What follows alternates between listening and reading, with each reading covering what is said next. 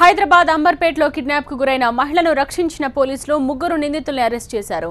అంబర్పేటలోని శ్రీనివాస్ నాగమణి దంపతులు గతంలో శ్రీనివాస్ అనే వడ్డీ వ్యాపారి దగ్గర 4 లక్షల అప్పుగా తీసుకున్నారు. వడ్డీ సక్రమంగా చెల్లించినప్పటికీ అసలు మొత్తం ఇవ్వడం లేదని నాగమణిని వడ్డీ వ్యాపారి శ్రీనివాస్ కిడ్నాప్ చేశాడు. ఈ కిడ్నాప్ దృశ్యాలు సీసీ కెమెరాలో రికార్డ్ అయ్యాయి. భర్త అప్పు చెల్లించకపోతే భార్యను కిడ్నాప్ చేయడం తీవ్ర కలకలం రేపింది.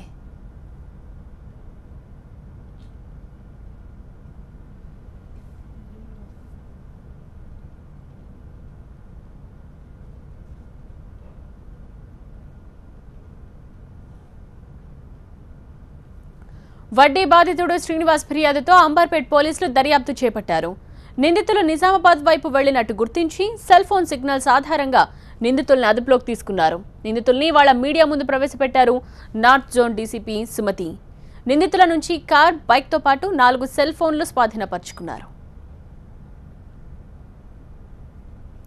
సీసీటీవీ ఫుటేజ్ ఆధారంగా జెన్పాక్ట్ కంపెనీకి సంబంధించిన కార్, ఇండికా కార్ యొక్క నంబర్తో అది మనకు టోల్ గేట్ క్రాస్ అయినట్టు, నిజామాబాద్ సైడ్ వెళ్ళినట్టు ఇమ్మీడియట్గా మనము కెమెరాస్ ద్వారా ట్రేస్ చేయడం జరిగింది.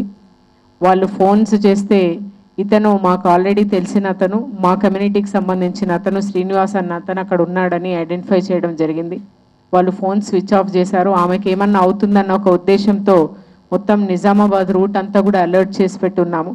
నిన్న సాయంత్రము వీళ్ళను మనం రైల్వే గేట్ దగ్గర వాళ్ళు తిరిగి ఈమెను తీసుకొని వస్తున్నారని తెలిసి అక్కడ అడ్డగించి ఎంటైర్ ఈ A1 మేడిపల్లి శ్రీనివాస్, తర్వాత చిల్కలపల్లి సాయిరాం, తర్వాత రాజిరెడ్డి, వీళ్ళ ముగ్గురిని అంబర్పేట్ పోలీసు అరెస్ట్ చేయడం జరిగింది.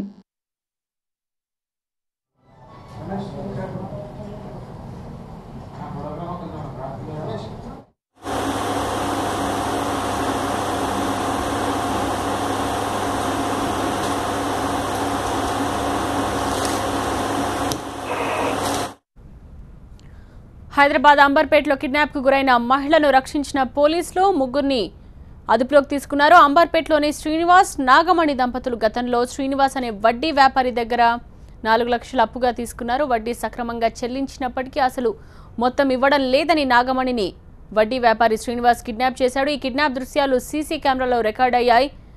ఆ దృశ్యాల్ని కూడా మనం చూడొచ్చు. ఒకవైపు, మరోవైపు ఆ నిందితుల్ని మీడియా ముందు ప్రవేశపెట్టారు పోలీసులు. ఆ దృశ్యాల్ని కూడా చూడొచ్చు. మొత్తంగా 24 గంటల్లోనే వివాహిత కిడ్నాప్ కేసుని ఛేదించారు పోలీసులు. అప్పు చెల్లించట్లేదు, తీసుకున్న అప్పు తీర్చట్లేదు అన్న కారణంతో వడ్డీ రాక్షసులు ఎలా ప్రవర్తించారో మనం చూస్తున్నాం.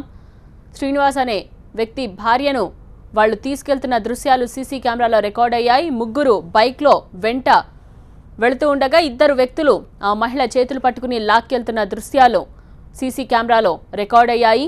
24 గంటల్లోనే ఈ కేసును ఛేదించారు పోలీసులు. నిందితుల్ని అరెస్ట్ చేసిన పోలీసులు వారిని మీడియా ముందుకు ప్రవేశపెట్టారు. బాధితురాల్ని సురక్షితంగా ఇంటికి చేర్చారు.